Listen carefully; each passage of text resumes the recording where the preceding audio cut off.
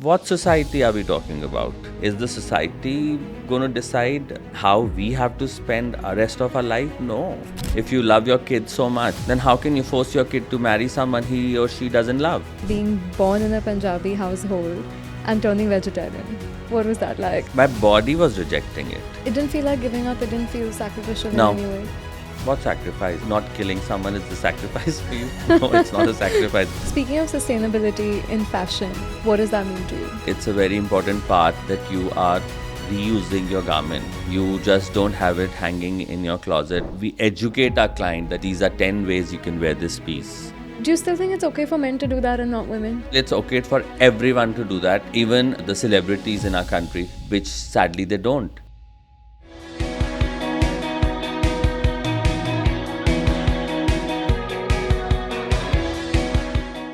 Welcome to Sustainability with Shreya. Today we have with us Mayyur Girotra. Mayyur, you're an internationally renowned fashion designer and an absolute trailblazer when it comes to gender-fluid, timeless and sustainable fashion. Thank you so much for doing this with me today, and it's an absolute honor. Pleasure. Always talking about something good. Always, and you do good more than anything else. So it's thank you again for doing this My with pleasure. me. Mayyur, I'd love to know more about how you got started on this journey, and did you always aspire to be a fashion designer? So, as far as I remember, yes, I always wanted to be a fashion designer. If it was not fashion, it would have been interiors and home. But So still creativity. yeah, either or. But fortunately now I am getting into the second one as well. But yes, You're doing home and interiors too? I am gradually getting into it. So yes, I am looking forward to venturing into homes and interiors. Yes, I think this is exactly what I was made for. You knew this was your calling, this knew. was your purpose. I That's knew it. exactly who you wanted to Yes, be. But yes. how did that journey, how did that So transition things come to didn't be? work my way. I was not able to pursue fashion in terms of I didn't study fashion because my family was completely against this kind of a profession. What does that mean, this Because kind of profession? I basically come from a very typical Punjabi family where the boys of the family are brought up in a certain way, and there is a title which comes with you, and when it comes to profession, there's a mindset of you becoming either a doctor or an engineer or join the family business or Follow the conventional path. yeah, and whenever I used to voice it out and express that I want to be a fashion designer, it used to be a very uncomfortable situation between me and my father, especially.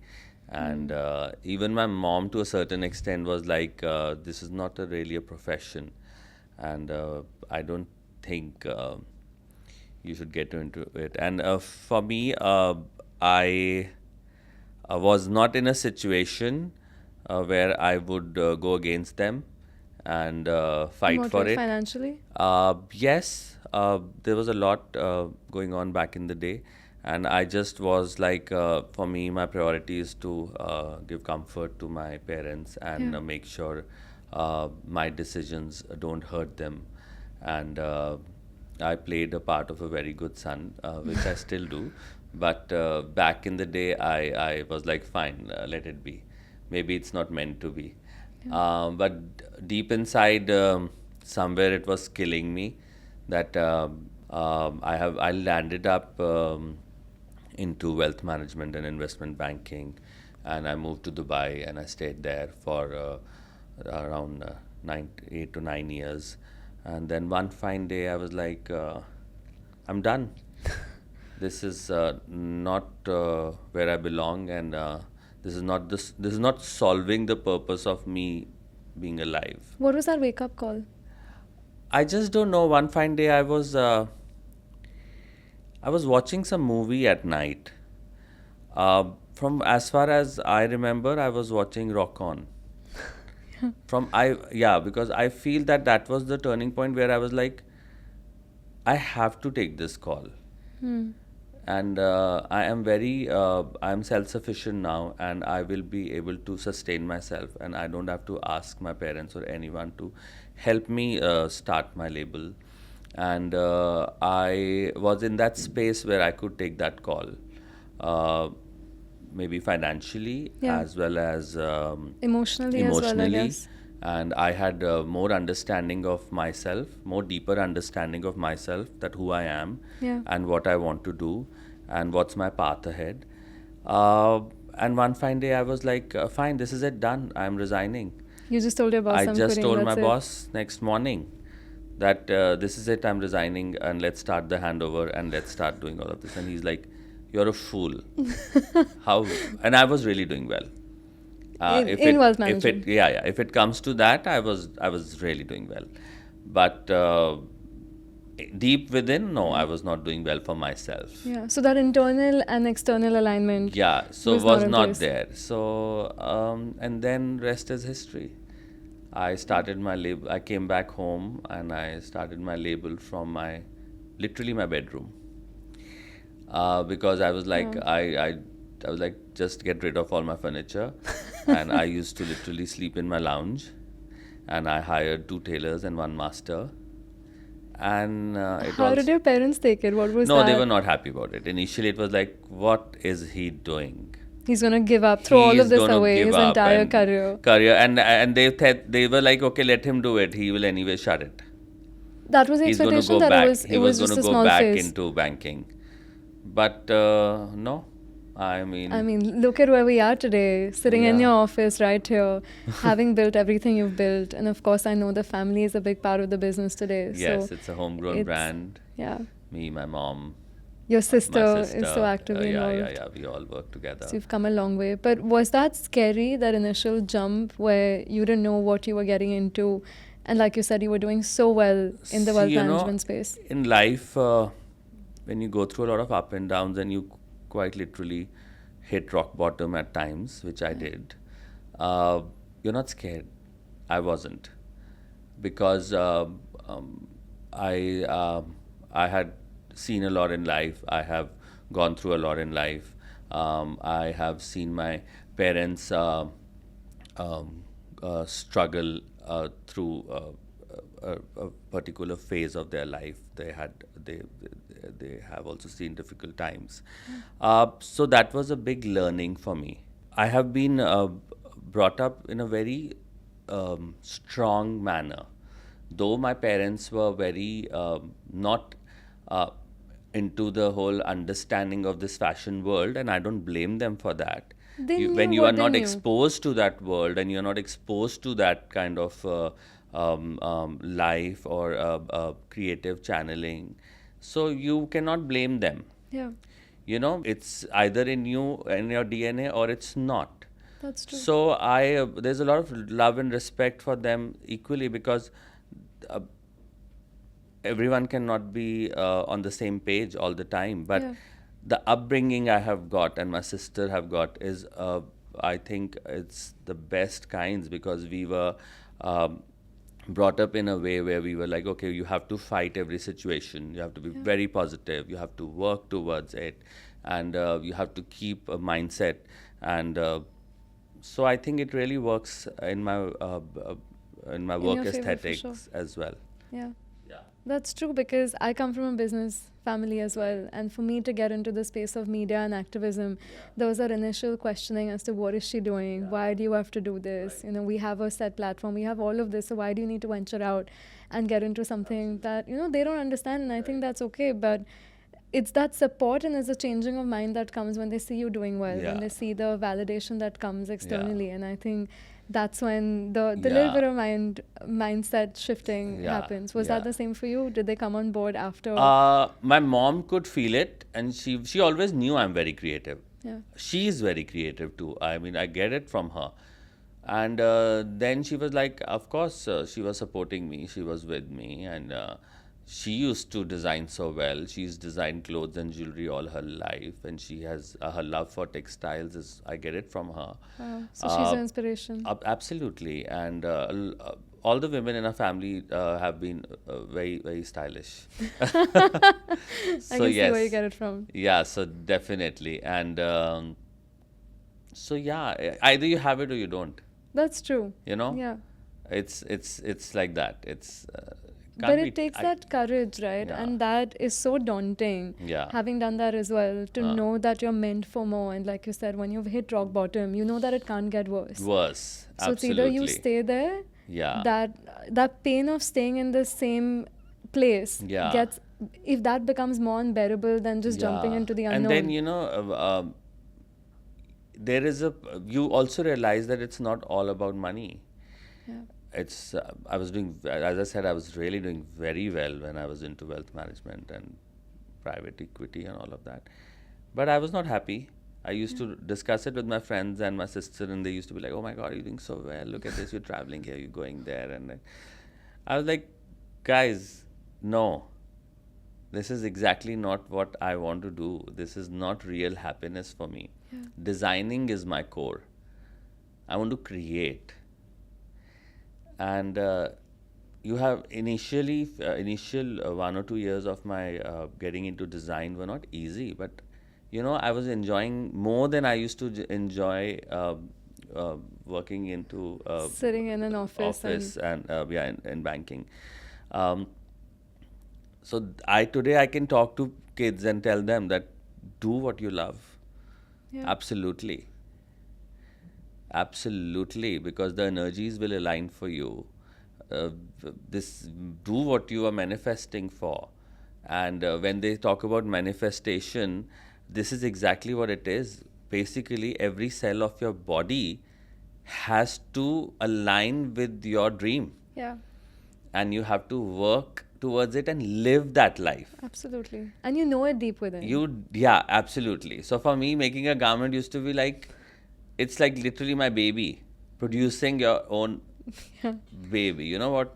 So yeah, that happiness and that high is something else. Definitely. But everyone talks about the rosy picture. Everyone talks about, I went through this and then I got to where I am today. What were those initial periods of challenges? What were they like for you? See, and how challenges did you overcome never them? end, Shreya. Yeah. Even today you think it's like a bed of roses? No, not at all. You are in a cutthroat industry, and It's super competitive. New designers coming and up every drama, single day. and there's a lot that happens, but the only thing is you have to ground yourself and be very strong and be very, very basically you have to be confident in your product. Yeah. Rest will happen. If you are not confident in what you are creating, Yeah. and you are doubting your own self and your creativity, the world will doubt it too. Sorry to use this word, but I suck at marketing myself. I am not a guy who would, I've still become much better now. Yeah. But Shreya, I was not that guy who would promote myself, who would go out and talk about my work, who would ever tell anyone come and have a look at my stuff and all. Or Why is that? I was not that guy ever who would push my work. I used to just make good things, and I used to be like, okay, it will happen organically, and it did. So it was just faith. It was faith. And word of mouth of my clients. And today it's not about me having a client and not coming back. My clients have become my friends and then family, and now their kids are also whom I'm dressing. And it's like, I love it. I love their trust in me, and I love how through word of mouth the brand is where it is. And but if you call me a hardcore marketing genius, no. But when it comes to creating stuff, yes, I love doing it. And the work does the marketing for you. Like you said, your clients do the marketing for you. I think. Plus, as a creative person, I don't think you can do everything and anything. As a startup founder, you have to do multiple. You have to play multiple. You have to wear multiple hats at the same time. Absolutely. You do marketing, you do HR, you do finances, Yeah. you do all of those things. Yeah. But at some point, I think you have to let your team do the work for you. And You do, delegate but that. people with OCD, someone like me, gets involved in everything. That's my problem. I'm sure. And I was at a wedding 3 days ago where everyone at that wedding was wearing Yes. your clothes. And like you said, from kids to the older generation, everyone in between was dressed in your clothing. And that was Absolutely. such a beautiful sight to watch. Yeah. And I know a lot of them even repeat their clothes, and they've become these heritage pieces that people pass on Right. through generations. So, that's the whole idea of my label, where we don't believe in a concept of a 2020 or a 2022 or a 2024 collection. So no seasons, No. no collections. I would always call my clothes timeless, classics. They talk about tradition, they talk about our country, they talk about our techniques, and I'm very India proud. And so is my brand. And taking it global and having it available in markets like New York, some parts of UK. Yeah. I just feel very happy about it when I see people from all walks of life and cultures and countries coming and Embracing wearing that. and embracing it, and Yeah. that's a different high altogether. Definitely. Having said that, the whole concept of the brand is reuse, rewear, Yeah.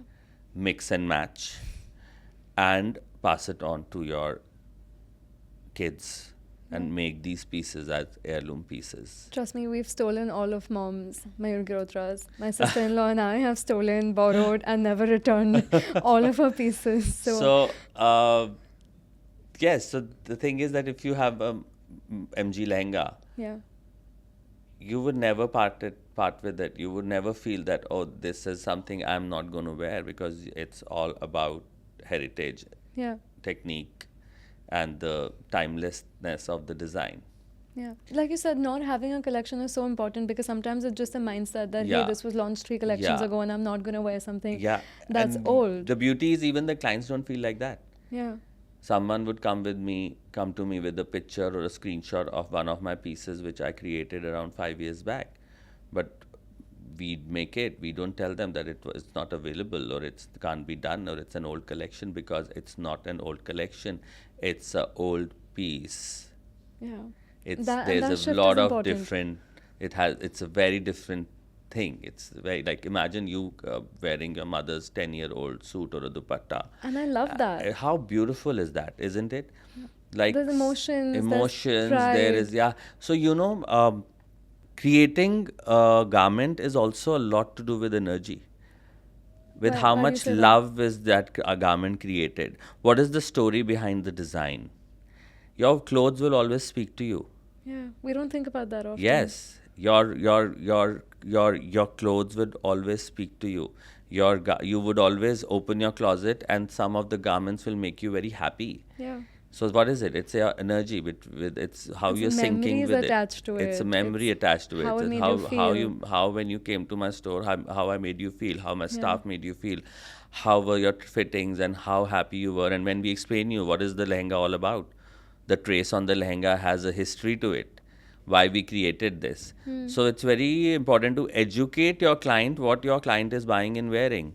It's not about this is in this season and we made it for you. Yeah. We are not that brand. What's the ethos of the brand? What's at the heart and soul of what the brand is and what The it does? brand's heart and soul is timelessness of the design, re-wearability of your garment, Yeah. reusing it and making it sustainable. When we talk about sustainability, it's a very important part that you are reusing your garment. Yeah. You just don't have it hanging in your closet after you have worn it Worn for it your once. special occasion. Exactly. No. The whole idea is that you have worn it now, you should be wearing it next year, you should be wearing it with a different shirt, you should be wearing your dupatta with a different suit, you should be using your palazzo pants with a plain shirt and a belt. We educate our client that you bought this piece from me, but these are 10 ways you can wear this piece. I And love you that. must be wearing this piece. And then when you see the same piece has been worn by the daughter now, Yeah. I love it.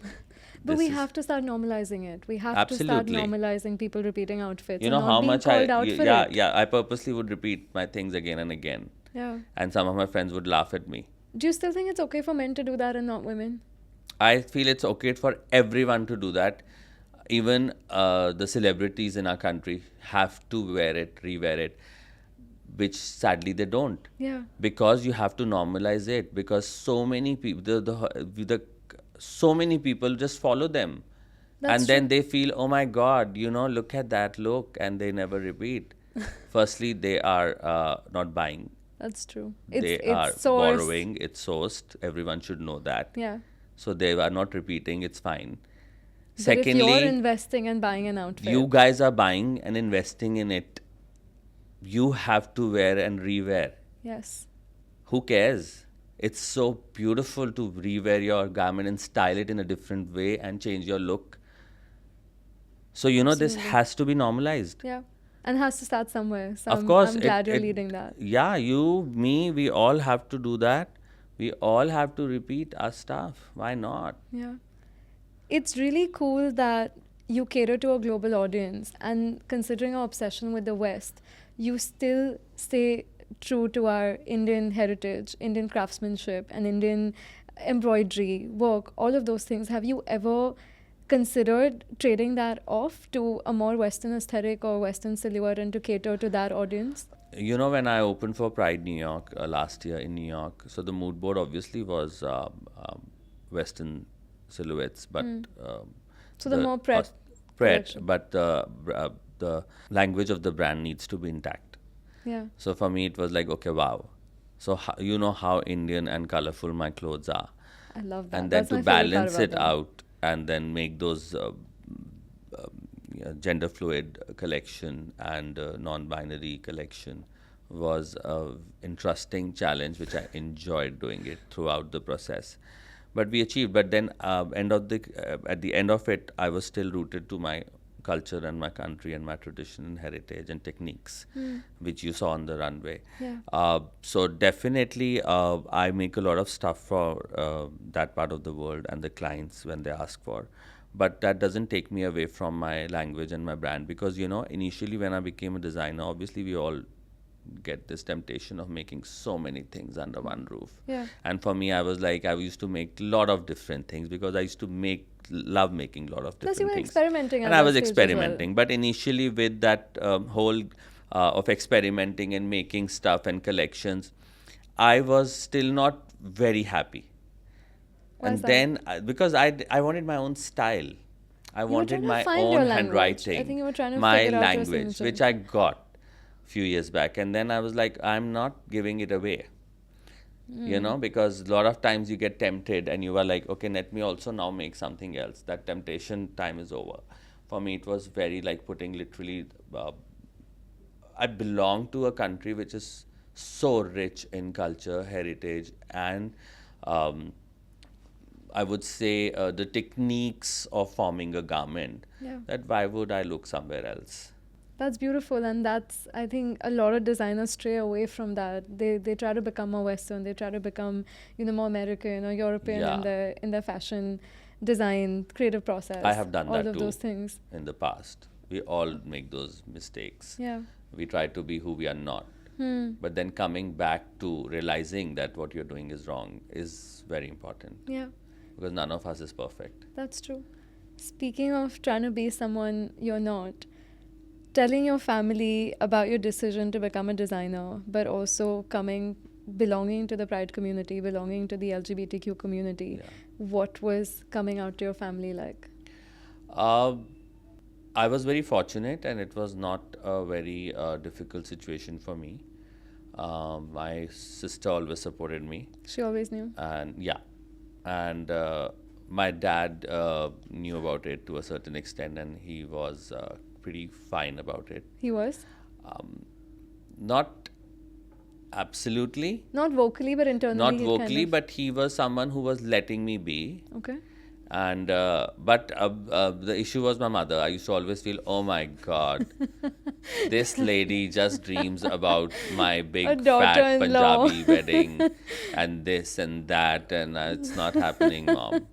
And that's when my sister played a very important role, and she was the one who spoke to Mom. You But- made her do it? Yeah, I was like, come on, do this for me. Wow. But honestly, even with her, it was pretty okay. It was fine. What was that? Breaking out the news to mom. It was funny. It was like she felt, it's okay. I think I have my doubts too, but then he would still be able to get married and he'll manage. Oh, there was still that I was like, oh expectation. my God, no mom, you can't be one of those other moms who force their kids into this lavender marriage. Yeah. And then we explained it to my mom, and she was They've fine. they've accepted it and they're fully Absolutely. supportive. Absolutely. Yeah.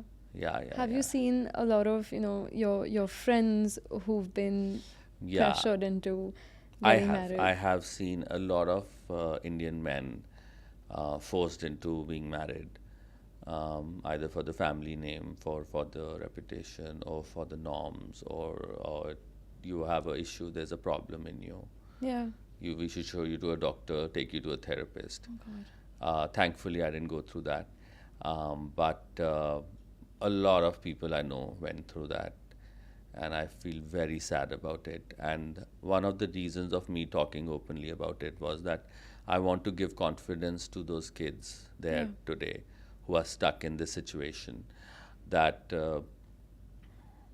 don't give in.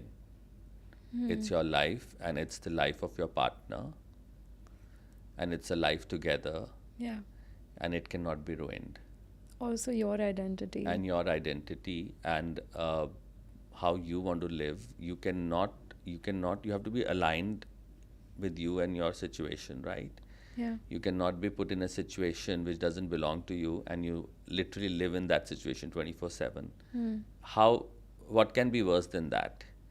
So this is for all of them. That's the reason I chose to do Pride LGBTQ New York show. Yeah. And that is the reason I chose to speak about it openly, because there's so many of them who are stuck, like how maybe I was stuck or my friends were stuck, that they have to come out, not very harshly, but find their own way to express it to their family and give them time. How do they overcome the fear of not belonging, or the fear that comes when it comes to facing your parents, telling them about it, the external community, family, friends, relatives? How does one overcome See, that fear?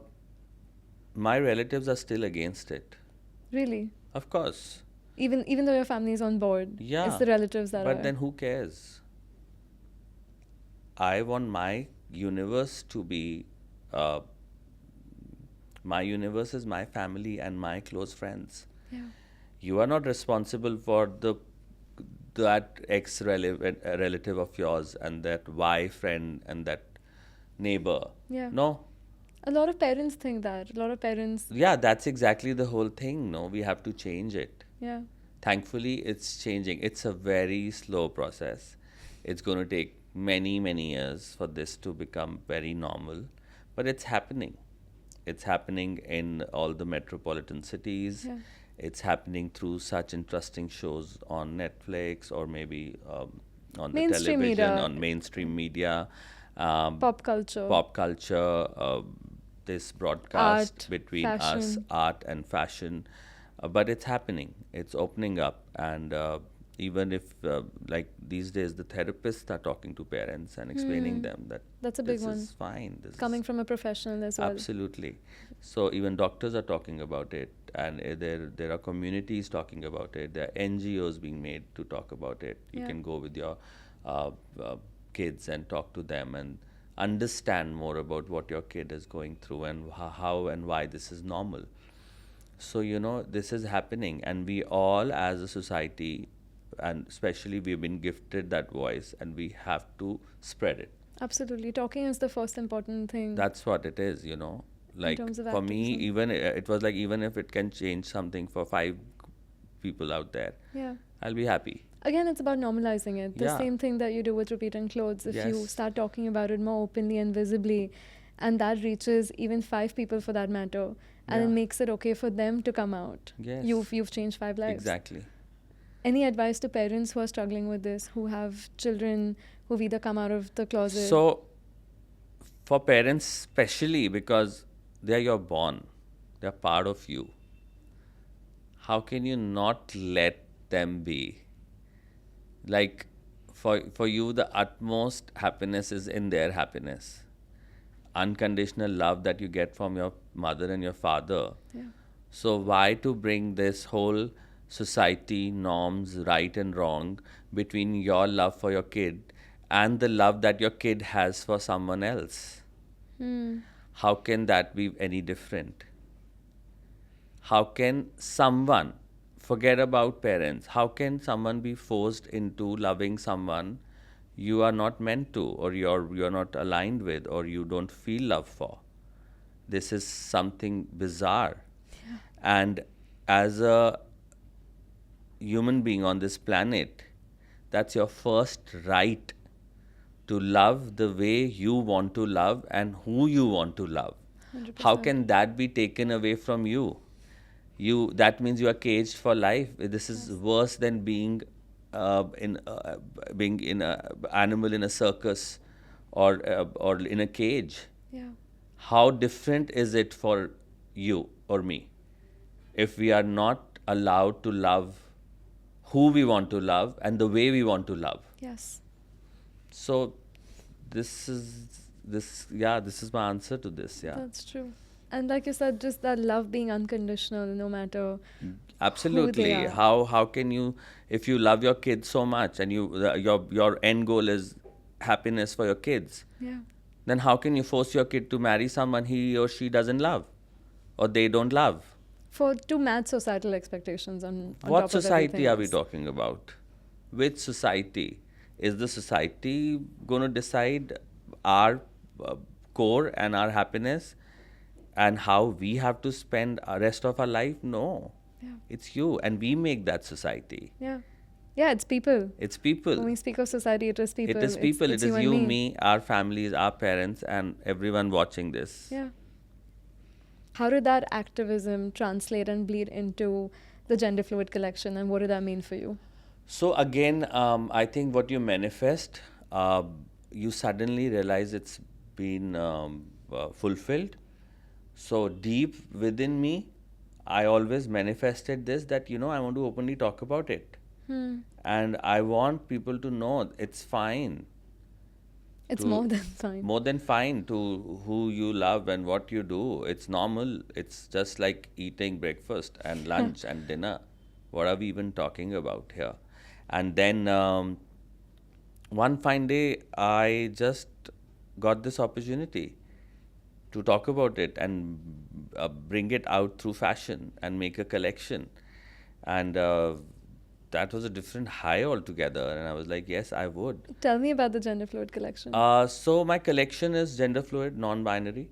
It doesn't. Anyone can wear it. Anyone can wear it. Yeah. And that's what the whole collection was all about. And worn by the entire South Asian, mostly South Asian LGBTQ community in New York. Yeah. And yeah, I mean, What was that like? Because I bet you were the first South Asian designer to launch a Genderfluid collection on an international scale. yes, I think so. Yeah.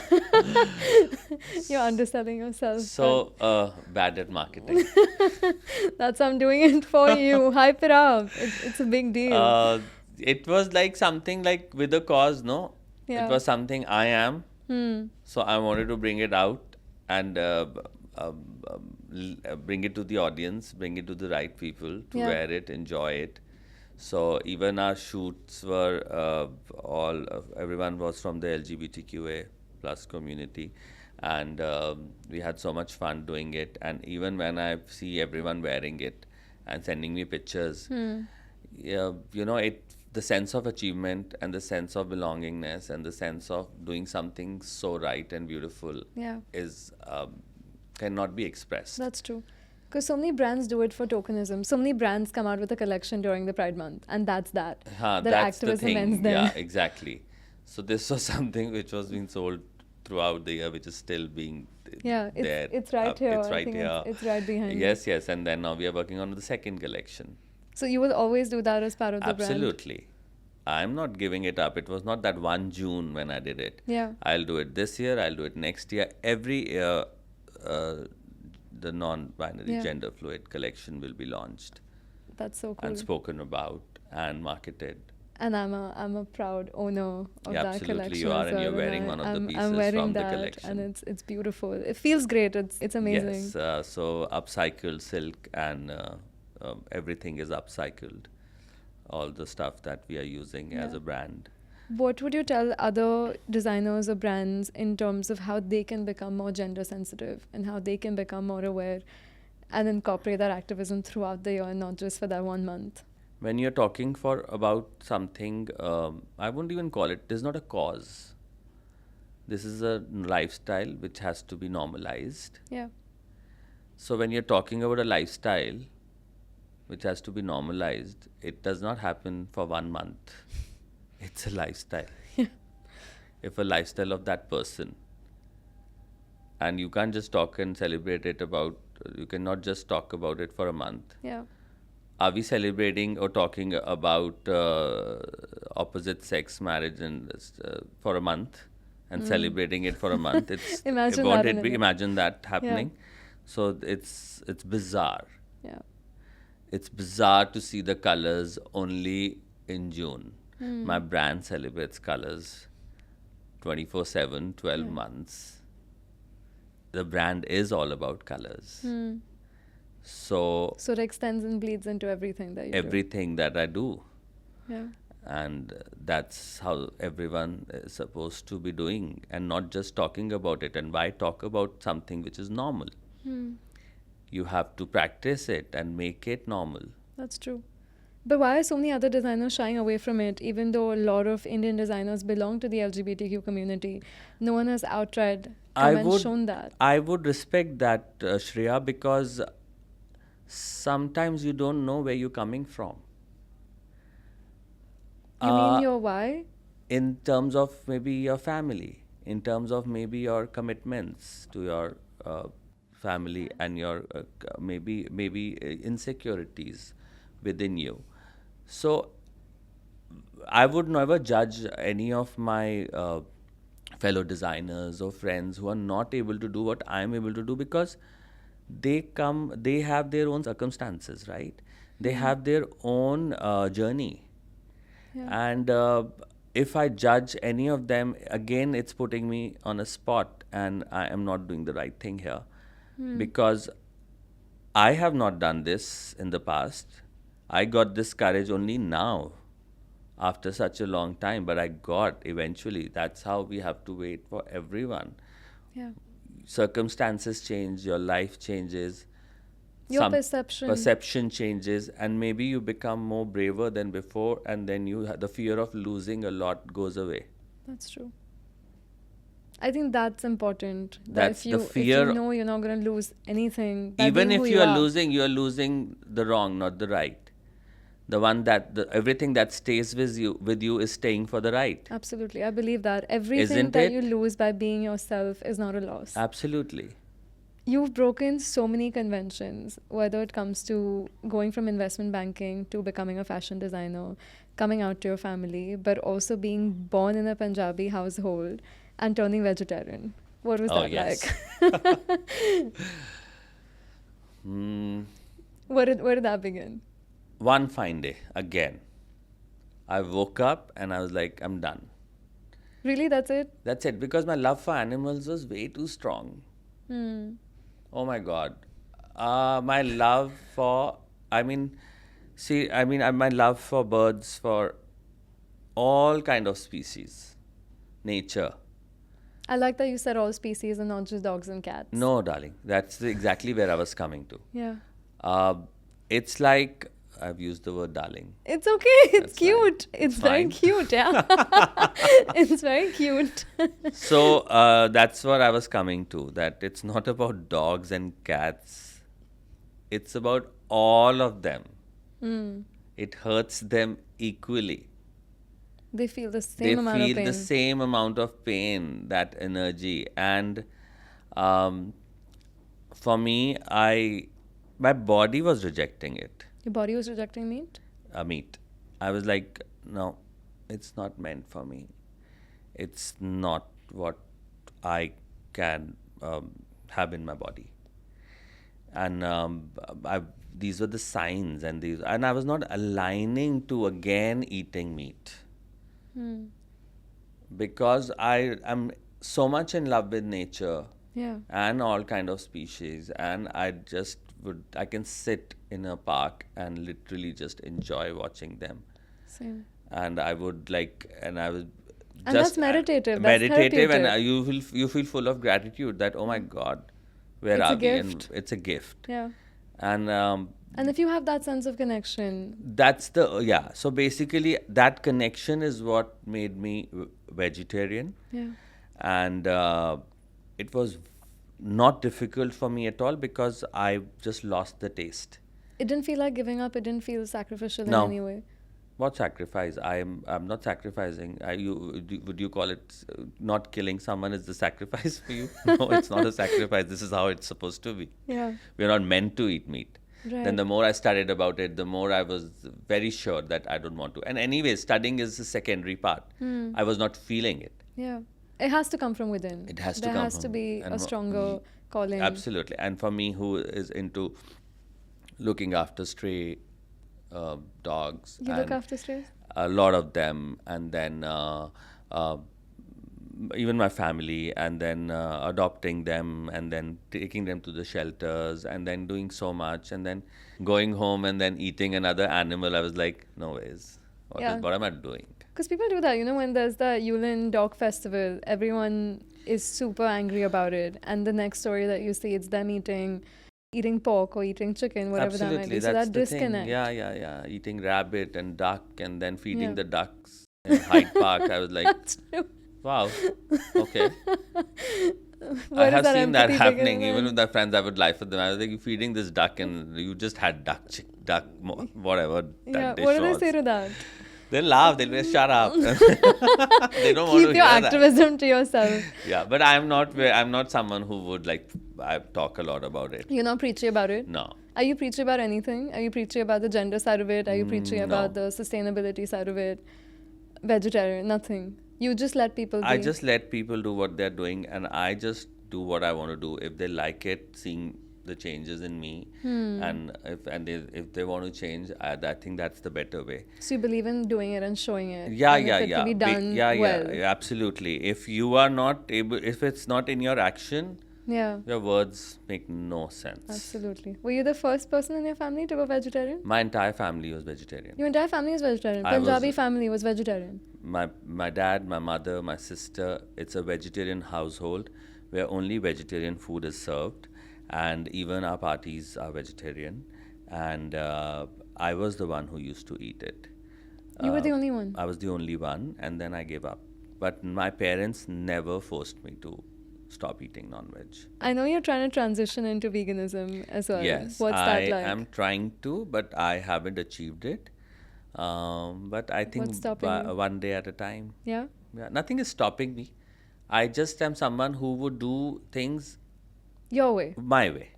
Your style, your way. My way. Yeah. There Your are no speed. rules.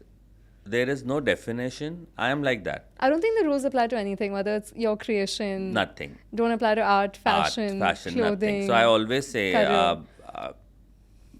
no rules, no definitions with me and my brand. Yeah. Like in one of my interviews, I said I'm organized clutter. I love that. That's how Oprah Winfrey described India, organized chaos. So that's me. I think you're an also. extension of I'm that. Yeah. So when I'm designing also, and it's a riot of colors in an outfit, and then my team will be like, okay, are we not going too far? I'm like, when we come back to it in the final, It'll make sense. It will make sense to all of you, and that's what happens all the time. My entire collection comes together, and then even last minute I would do so many changes, and then I love it when it's And all your put team is used to together. that by now. They all are. Yeah.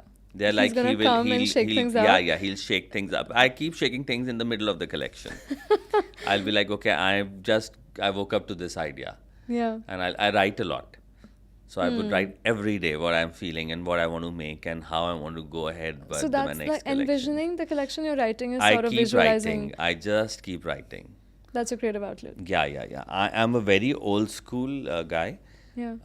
I don't use notepads. I do like the digital notepads, and I would not use Any of my, you would never see me with a laptop or an iPad is only for my Netflix series. I would not switch on the TV. It'll be next to my bed and I'll watch the series and I'll shut it. Yeah. It's just my notebook and my pen. It's the best way. I think the hand to paper is the best way. That is me. For for sure. Speaking of sustainability in fashion, what does that mean to you? Sustainability is when it's timeless, reworn, and reviving, and bringing it into fashion, and celebrating it, Yeah. and cherishing it all your life, and keeping room in your closet for such pieces always, because this is where we all have to lead. And sustainability in lifestyle and clothing is very important, and it goes hand in hand. Absolutely. And even with our techniques of embroidery and art that we are doing, and we are reviving a lot of forms of embroidery which are like, do we see this in fashion for the next 20 years? I'm again saying fashion for the world, but for me, I don't use that term. For me, it's like, are these pieces timeless? Yeah. Will these pieces be cherished and worn even after 10 years when you open your wardrobe and you're like, okay, I want to churn this and reuse it and I want to give it to my daughter? It should be yes. So that's very important. That's That is sustainability. Definitely. Not binning anything Yeah. unnecessarily, aggressively after wearing it once or twice is sustainability. And that's how we all should be. We all should be very considerate while making our collections or making clothes Yeah. Buying them as well. and buying them as well. For sure. How does that love for animals translate into your collections and your brand as well? Yeah, so we use animal-friendly silk, upcycled silk.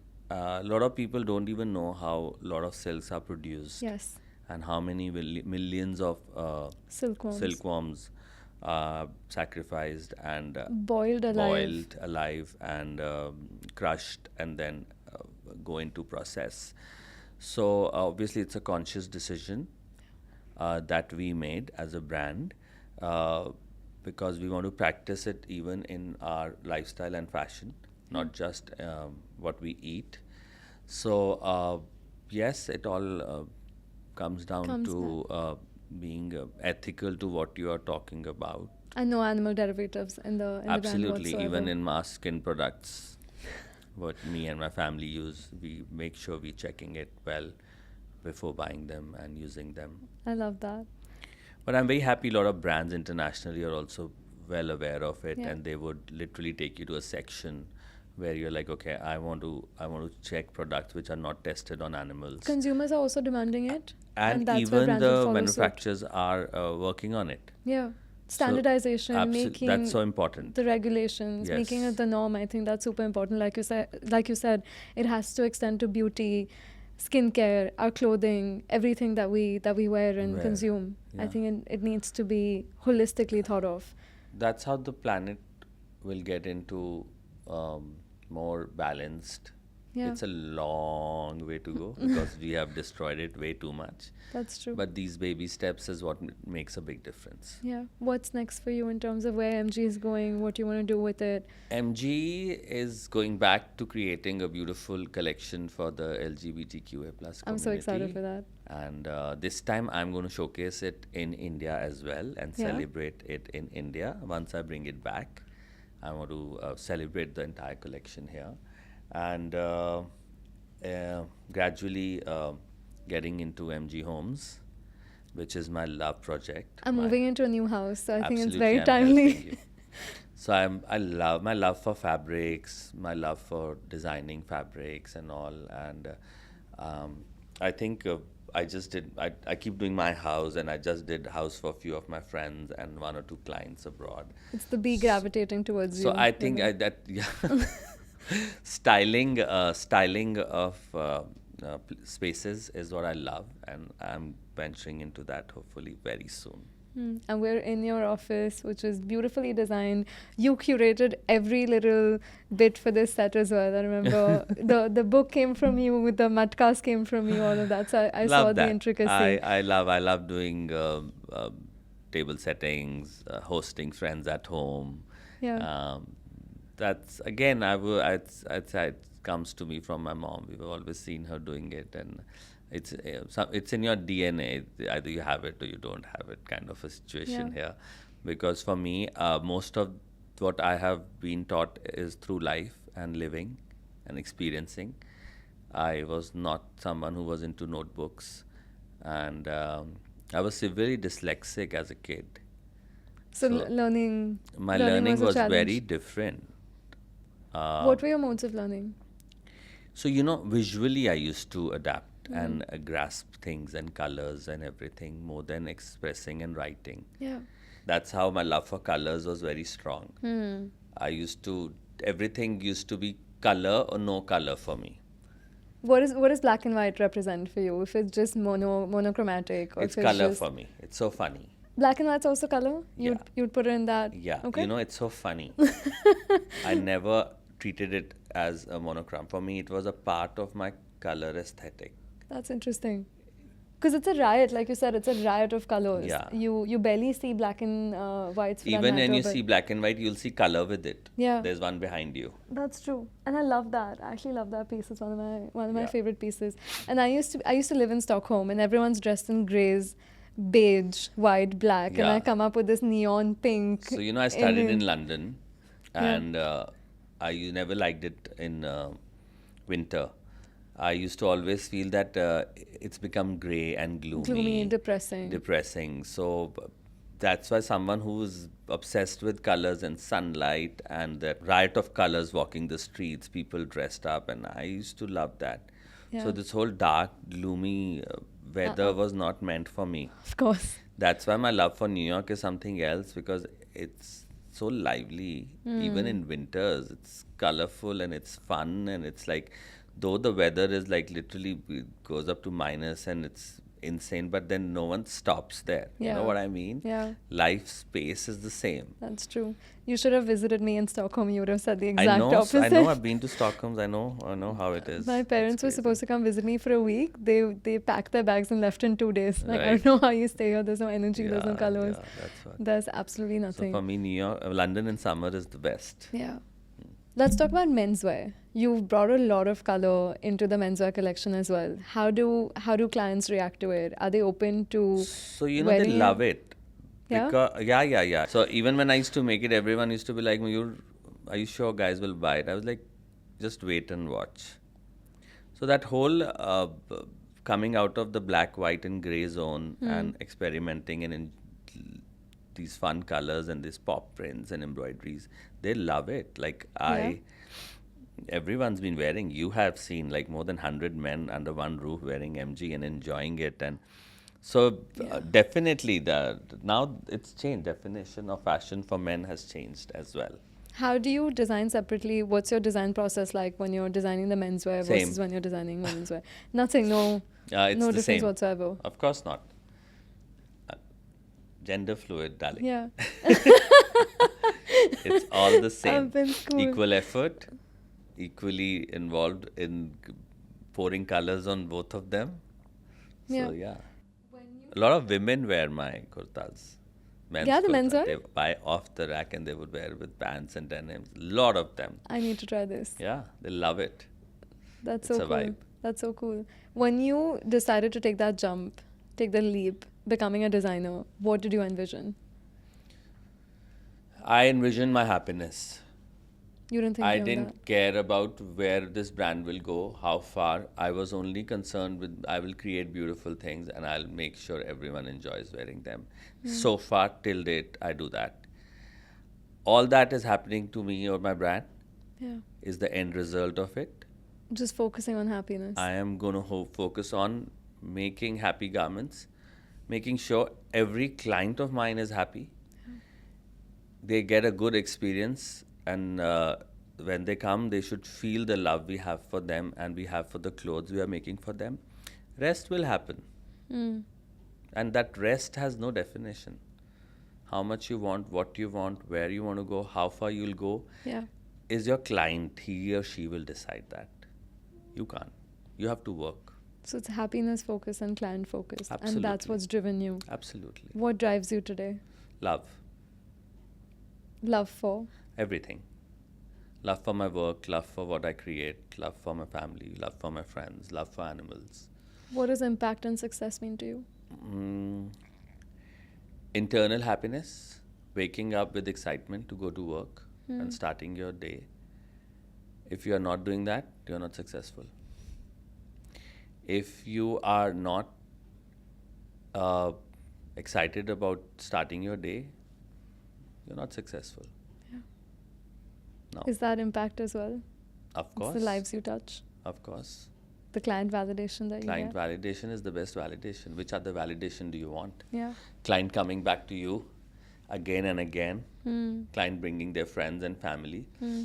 Client messaging you the next morning that you made my evening is success. Tell me about the life lessons, anything you've learned so far on the journey that you've been on, knowing how hard it was for you to overcome the things that you did. Lot of, I mean, again, I would say that I have had my share of ups and downs and hitting the rock bottom and then picking myself up and then again fighting my day. Yeah. That's what life and journey is all about. If I would have not had the rock bottom, I would have not been in a state of gratitude today. And when I am in a state of gratitude, I also know that I could hit the rock bottom again and I should be in the state of gratitude then. Yeah. But now you know how to pick yourself Now up you know how again. to pick yourself, and each day you know how to pick yourself better, which is the beauty of life.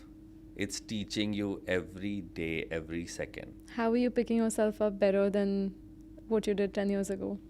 Oh my God, I am a different person altogether. If I look back and today, I just don't want to go back to that that 30-year-old Mayyur. How are you different? I am enjoying the Mayyur I am today. And I know that I'm going to enjoy the Mayyur I'll be at 50. Yeah. So that's everyday learning and a process and a curve. And you making yourself better. Yeah. What would you tell your younger self? What would you tell the Mayyur 10 years ago? That you've done very well for yourself. Keep doing what you're Keep doing. doing what you're doing. That's beautiful. Mayyur, thank you so much for doing this with me. Such a pleasure. Thank you, Shreya. I love the clothes that I'm wearing. I love the work that you do. Thank you for making sustainability cool. Thank you for making gender fluid fashion sexy and cool. And I wish you all the support and growth and success in everything that you do Thank going you so forward. much. Thank you. Thank you so Such a much. pleasure.